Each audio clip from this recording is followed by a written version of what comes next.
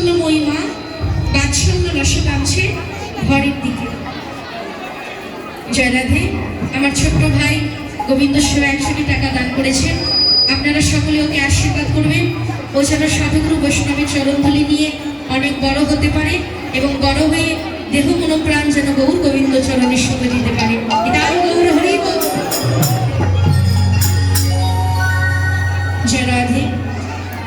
এবার গোবিন্দ আমার যাই পদ রহিয়া রহিয়া রহিয়া রহিয়া রহিয়া চলছে কেন? 3 রাশি 3টির দিকে টানছে। বাৎসল্যময়ী মা বাৎসল্য রসে টানছে ঘরের দিকে। সখ্য প্রেমের ভাইগণ সখ্য রসে টানছে বনের দিকে। আর মধুর রসের পাত্রে মধুর রসে টানছে নয়নে নয়নে। 3 রসে 3 দিকে টানছে। তাই গোবিন্দ আমার যায় পদ রহিয়া রহিয়া রহিয়া। আর এদিকে রাধারানী জাগতের অট্টালিকার উপর থেকে গোবিন্দের গোঠগমন দর্শন করছে।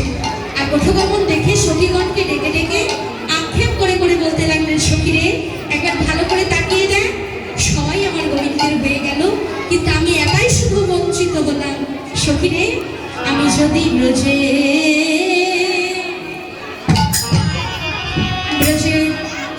বালক হইতাম,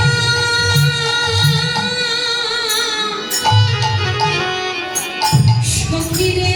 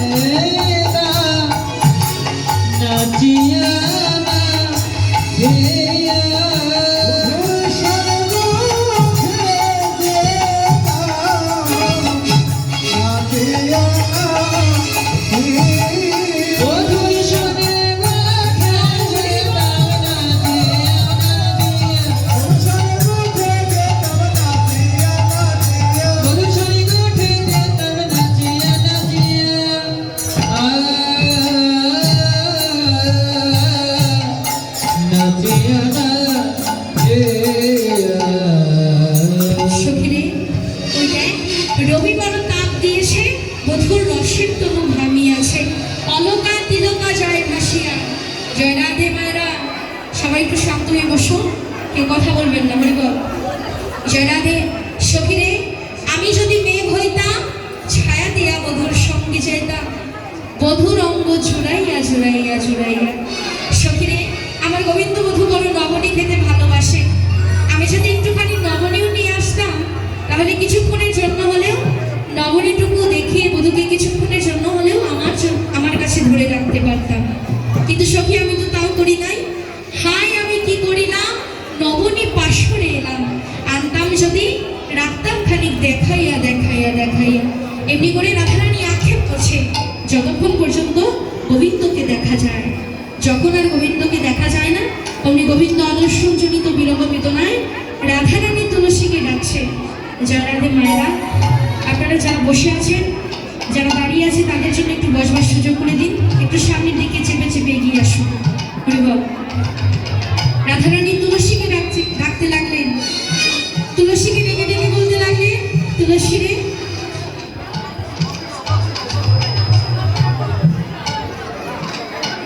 আসো।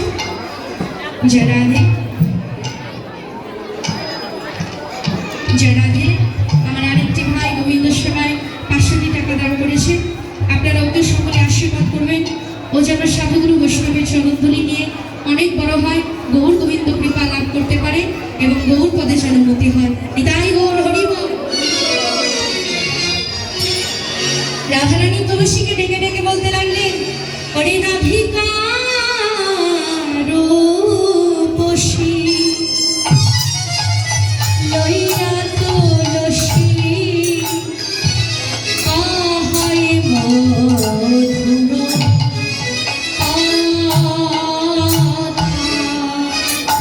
রাধিকা রূপসী লইয়া তুলসী আহায় মধুর কথা।